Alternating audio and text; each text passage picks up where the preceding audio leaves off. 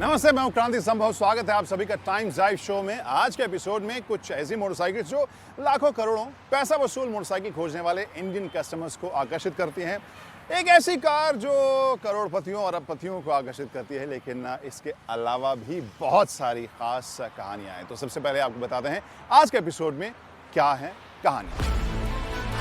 आज हम भगाएंगे मर्सिडीज की AMG A45, एक बहुत ही अलग यूनिक कार जो परफॉर्मेंस के मामले में है एकदम धमाल। हीरो ग्लैमर और TVS रेडर 125, इन दोनों में से कौन सी होगी आपके लिए फिट? और हाँ, हर बार की तरह आपके सवालों के जवाब भी टाइम्स ड्राइव कमेंट बॉक्स में।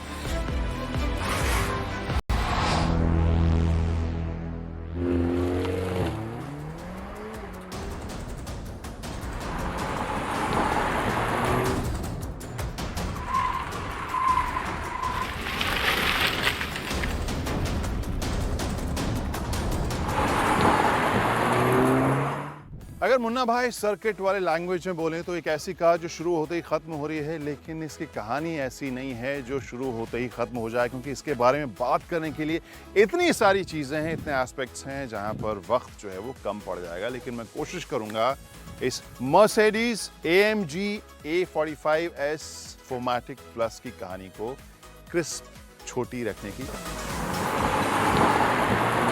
तो हमारे जो दोस्त AMG के फैंस या उनके बारे में जानकारी रखते हैं, एंथुसियास्ट हैं, उनको तो पता होगा। जिनको नहीं पता है उनको हम दिखा देते हैं।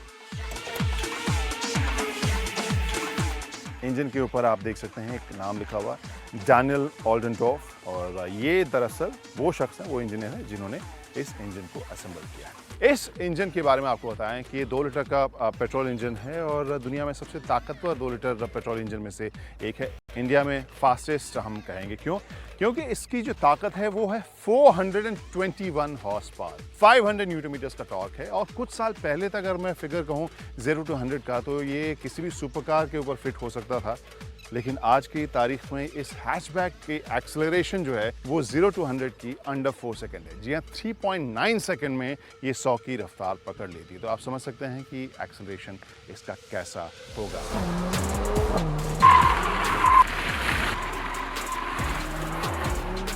तो अब A45S के अंदर की कहानी। यहाँ पर सबसे पहले शायद आपकी नजर जाए जो चमकते स्क्रीन्स हैं, यहाँ पर एम्बिएंट लाइटिंग जो पर्पल, रेड, ब्लू इसमें चेंज होती नजर आ रही है, यहाँ इस पैनल तक जाती है। और न सिर्फ डैश में बल्कि AC वेंट्स जो जेट के टर्बाइन टाइप की फील आपको डिजाइन आपको देखने को मिलते हैं, उसके बीच में भी आप हाइलाइट्स देखें तो वो लाइट नजर आती है। तो एक तरह से कूलनेस की तो भंडार है का, लेकिन दिस इज AMG और हम बार बार परफॉर्मेंस की बात कर रहे हैं। तो आपको बताते हैं कि जब ये 80 लाख के आसपास की एक शोरूम प्राइस वाली जो हैचबैक परफॉर्मेंस ओरिएंटेड आती है, तो उसमें क्या कुछ खास आपको मिलता है। फॉर एग्जांपल इस स्क्रीन में देखें तो यहाँ पर आमतौर पर हम इंफरटेनमेंट स्क्रीन देखते ही हैं, तो रेडियो, नेविगेशन, मीडिया, कंफर्ट। वैसे यहाँ से भी आप देख सकते हैं ये पूरा टच स्क्रीन है और यहाँ से भी कंट्रोल कर सकते हैं इस पैनल से। This is also touch panel और यहाँ पे भी एक छोटा सा बटन है जो टच पैनल है। तो ये आप कंट्रोल करके इस इंफरटेनमेंट स्क्रीन पर आप 2 खास फीचर देखेंगे। एक तो है AMG परफॉर्मेंस,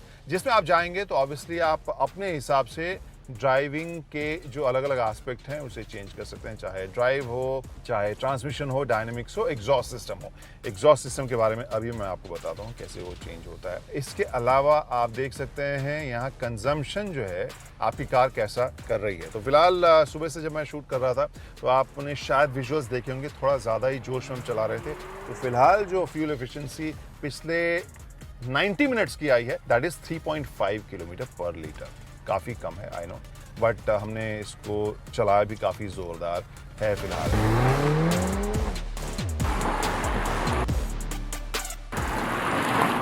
और इसके ठीक बगल में आप देखें तो आपको मिलेगा AMG ट्रैक पेस। अब ये क्या है?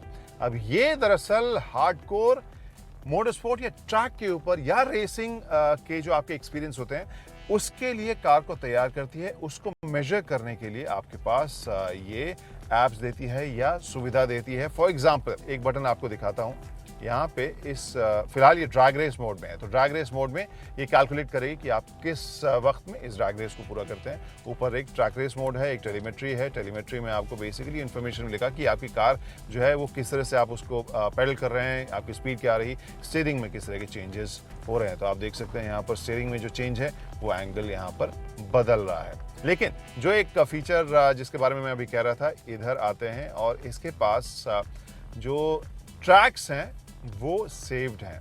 हेड अप डिस्प्ले में आप ट्रैक ग्राफिक्स भी ले सकते हैं। यहाँ सामने जब हेड अप डिस्प्ले होता है उसमें आप corner, braking points, delta speed, absolute times, इन सब के अलावा जो ट्रैक का ग्राफिक्स है, तो यानी आप हेड अप डिस्प्ले अपने हिसाब से चेंज भी कर सकते हैं व्हाइल ऑन ट्रैक। कुल मिलाकर कूल, हाईटेक और इंप्रेसिव ये लग रहा है। दो बटन आपको खास अलग से देखने को मिलेंगे। एक तो लेफ्ट साइड है जहां पर आप मैनुअल और ड्राइव मोड में शफल कर सकते हैं। इसके ठीक नीचे आप एग्जॉस्ट की आवाज को लाउड कर सकते हैं। राइट साइड का जो नॉब है वो मेरे ख्याल से सबसे अहम है, इसी वजह से मैंने लास्ट तक बचा के रखा था। ये है ड्राइव सेलेक्ट मोड। यहाँ पर comfort, sport, sport plus, race, इन सभी मोड को आप सेलेक्ट कर सकते हैं इस छोटे से डायल के साथ। तो ये कंट्रोल जो है इसे बिल्कुल एक स्पोर्ट्स कार बनाती है। साइज भले ही छोटी हो लेकिन फीचर, परफॉर्मेंस और स्पेसिफिकेशंस में ये कहीं से भी आपको पीछे नजर नहीं आएगी। सो गाइस, A45S की आधी कहानी तो हमने आपको बताई थी, ये रिपीट नहीं कर रहा हूँ। बाकी की जो बातें या बाकी के सवाल थे दिमाग में, उसके जवाब ढूंढने के लिए मैंने ये ड्राइव करने की सोची। आम रोड्स के ऊपर जब इस कार को चलाते हैं, क्योंकि 80 लाख के आसपास बहुत ही ज़्यादा लग्जरी वाले सेगमेंट की गाड़ी नहीं है। जो भी कस्टमर इसे लेगा आम रोड्स के ऊपर भी चलाएगा, थोड़ा शो ऑफ भी करेगा और ऑब्वियसली जो बाकी फीचर्स हैं उसका भी इस्तेमाल वो करेगा। तो वही सब करने के लिए ये कहानी मैंने शुरू की और इसमें सबसे पहले बात करता हूँ कॉमन रोड्स के ऊपर इसको चलाने का एक्सपीरियंस मेरा कैसा रहा।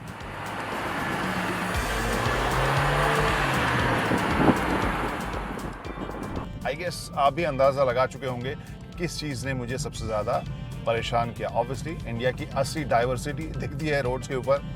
मोटे, पतले, लंबे, चौड़े, उबड़ खाबड़, ऊट पटांग स्पीड ब्रेकर्स। दूसरी चीज ये मैं जरूर कहूंगा कि जहां से भी कार गई है, न सिर्फ एक बड़े AMG के लोगों की वजह से या फिर येलो कलर की वजह से, लेकिन उसका फेस और रियर आप देखेंगे लुक के हिसाब से बहुत ही प्रोमिनेंट, बहुत ही टिपिकल AMG फील के साथ, चाहे फ्रंट व्हील हो या फिर इसका रियर हो। जो चौड़ा शोल्डर आपको नजर आता है वो बहुत ही इंप्रेसिव लगता है और लोग इसे घूम घूम कर देखते जरूर हैं।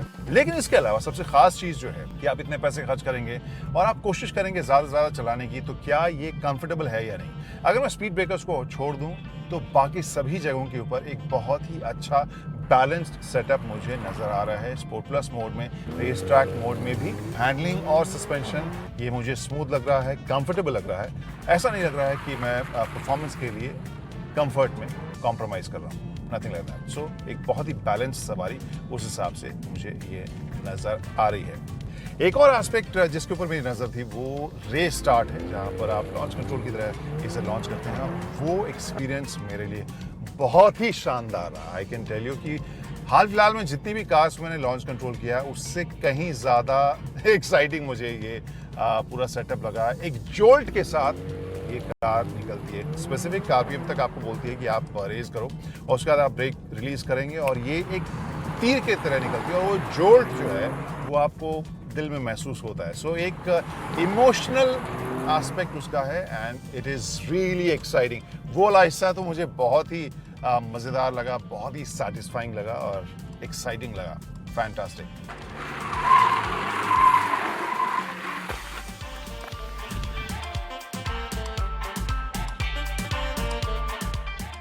तो आखिर में वही सवाल कि बिंदु कहाँ विश्राम करती है। तो अगर आप ऐसे इंथुजियास्ट हैं जो हार्डकोर मशीन आपको चाहिए, तेज तर्रार मशीन चाहिए, टेक्नोलॉजी के हिसाब से वो बेस्ट होनी चाहिए और लोडेड होनी चाहिए और जो नंबर्स हैं, फिगर्स हैं, स्पेक्स हैं वो भी इम्प्रेसिव होने चाहिए, जिससे कि आप वीकेंड पे अपने दोस्तों के साथ डिस्कस करते हुए वो सभी नंबर्स कोट कर सकें।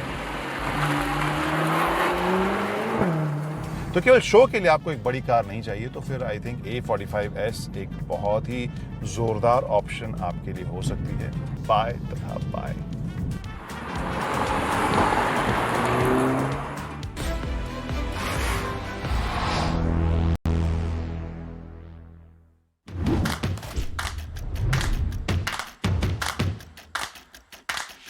अब बारी है टाइम्स ड्राइव कमेंट बॉक्स की, जिसमें हर हफ्ते आपके सवालों के जवाब देने की हम कोशिश करते हैं, आपके कमेंट्स शामिल करते हैं और जो हॉट टॉपिक होता है उस पर आपकी क्या राय है ये जानने की कोशिश करते हैं। और आज दो प्रोडक्ट से दो खबरें ऐसी थीं जिसको लेकर सवाल सबसे ज़्यादा हमारे पास आए हैं। एक तो टाटा की जो इलेक्ट्रिक गाड़ी का टीज़र हमने दिखाया था या हमने देखा था, उसको लेकर बहुत सारा स्पेकुलेशन था कि कौन सी गाड़ी है ये। बहुत सारी खबरें अलग अलग तरह की चल रही थी, कोई सफारी कह रहा था, कोई अल्ट्रॉज कह रहा था, लेकिन अब उसका जवाब हमें मिल गया है।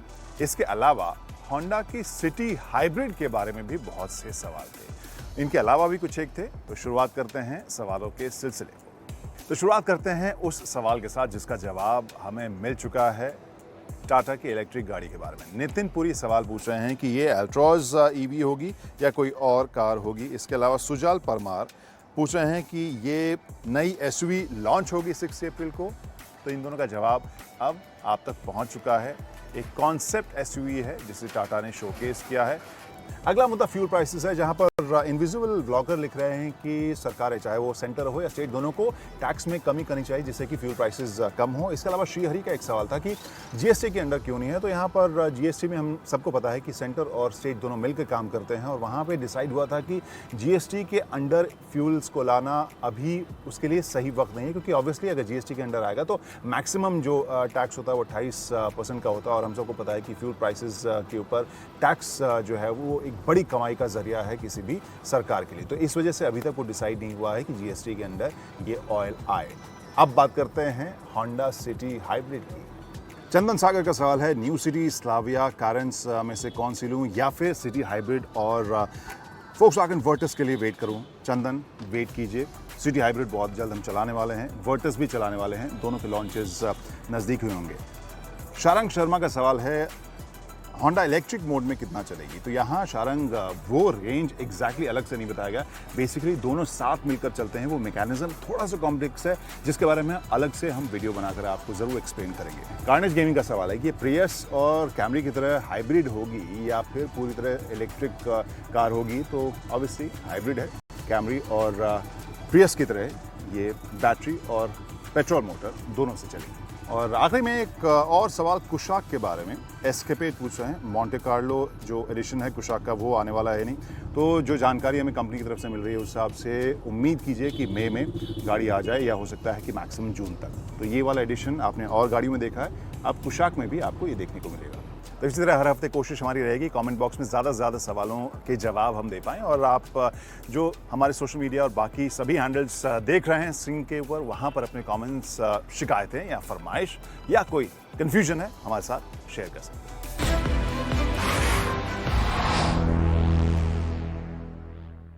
तो YouTube, Facebook, Instagram के अलावा टीवी पर भी हर हफ्ते इसी तरह हम आपके सवालों के जवाब देने की कोशिश करते हैं टाइम्स ड्राइव कमेंट बॉक्स में। और अगले सेगमेंट में एक और सवाल का जवाब हो सकता है कि आपको मिल जाए, टीवीएस रेडर, हीरो ग्लैमर, इन दोनों के बीच में कंफ्यूज हैं आप, तो देखिए हमारी अगली स्टोरी।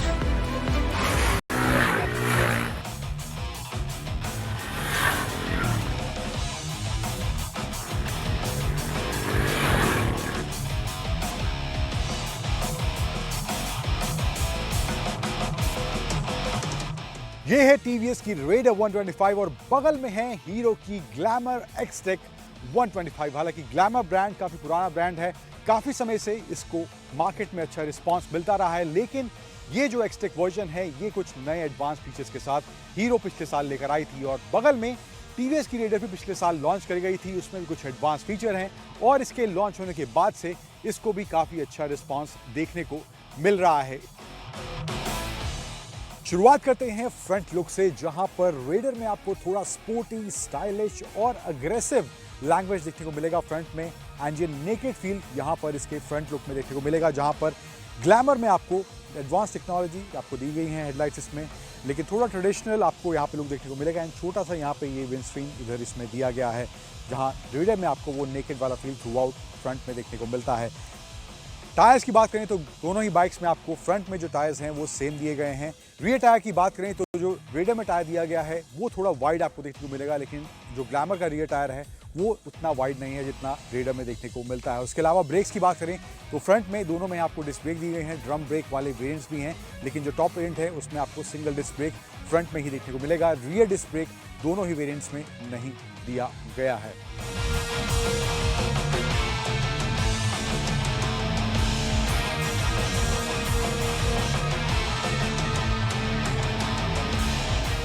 सस्पेंशन सेटअप की बात करें तो फ्रंट में दोनों में आपको ड्यूअल शॉक देखने को मिलेंगे। रियर में इसमें आपको रेडर में मोनोशॉक दिया गया है।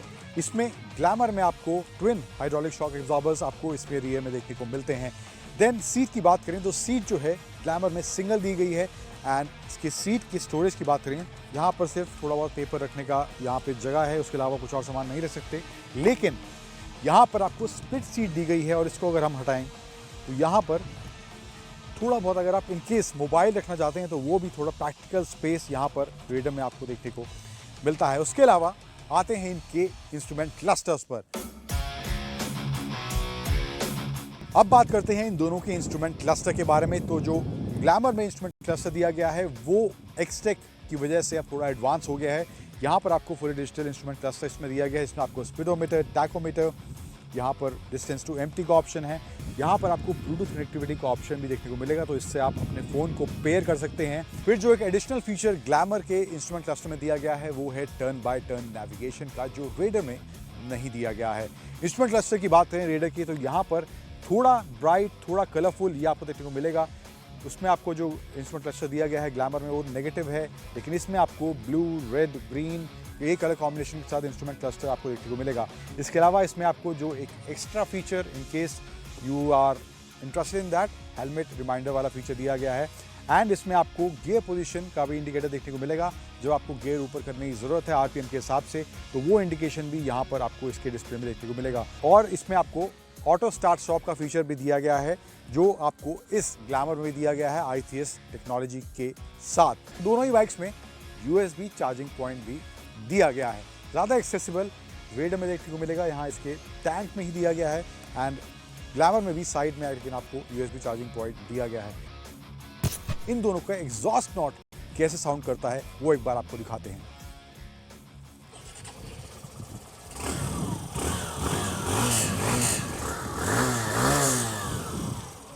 सो ये है ग्लैमर का एग्जॉस्ट नोट। अब बात करते हैं रेडर का, उससे बेहतर है या नहीं।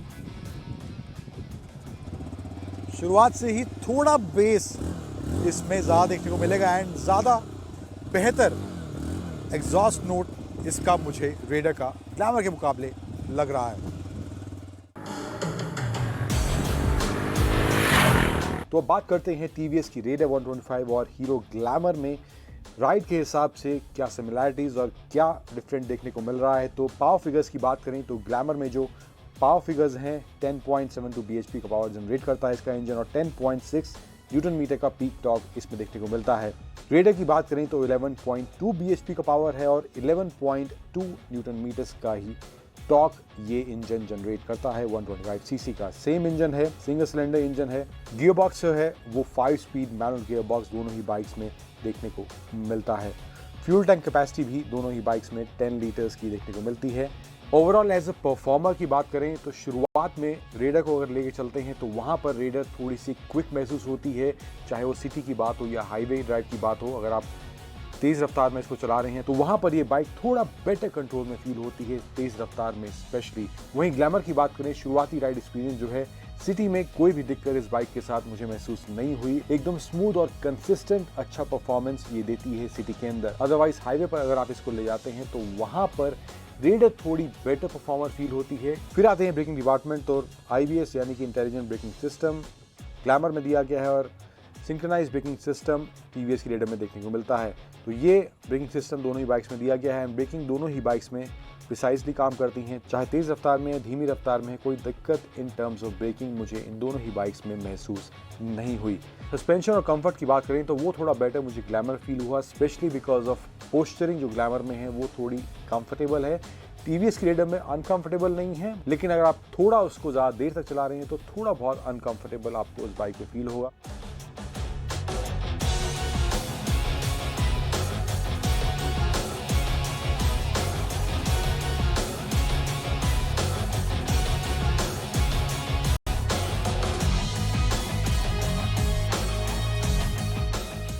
फिर अगर प्राइस की बात करें तो प्राइस जो है ग्लैमर एक्सटेक और रेडर 125 दोनों के डिस्क वेरिएंट जो हैं उनका प्राइस ऑलमोस्ट सिमिलर है, बट मेरे हिसाब से ओवरऑल एज अ पैकेज दोनों ही बाइक्स एक अलग तरह का करैक्टर और एक अलग तरह की अपील रखती हैं। ग्लैमर जो है वो थोड़ा सॉफ्ट और सटल डिज़ाइन वाले बायर्स के लिए डिज़ाइन करी गई है, तो वहाँ पर उस सेगमेंट के जो कस्टमर्स हैं इस तरह की डिज़ाइन लैंग्वेज जो पसंद करते हैं और इस तरह की परफॉर्मेंस से संतुष्ट रहते हैं, तो वहाँ पर उनके लिए ग्लैमर एक्सटेक एक अच्छा ऑप्शन जरूर है। वहीं दूसरी तरफ टीवीएस की रेडर में sporty stance, aggressive design language और अच्छा परफॉर्मेंस देखने को मिलता है हाईवेज पर भी, तो वो यंग ऑडियंस को ध्यान में रखकर डिज़ाइन करी गई है। तो ये दोनों ही बाइक्स में in terms of price, in terms of performance, in terms of features 19-20 का फर्क है, किसी में एक ज़्यादा है, किसी में एक कम है। तो अगर आप एक सोफिस्टिकेटेड डिज़ाइन लैंग्वेज और डिसेंट परफॉर्मेंस से सेटिस्फाइड हैं तो वहाँ पर ग्लैमर एक्सटेक आपके लिए एक अच्छा ऑप्शन है। वहीं दूसरी तरफ अगर आप एक अग्रेसिव डिज़ाइन लैंग्वेज और परफॉर्मेंस के मामले में थोड़ा एक्स्ट्रा एक्सपेक्ट करते हैं तो वहाँ पर टीवीएस की रेडर आपके लिए एक अच्छा ऑप्शन ज़रूर है।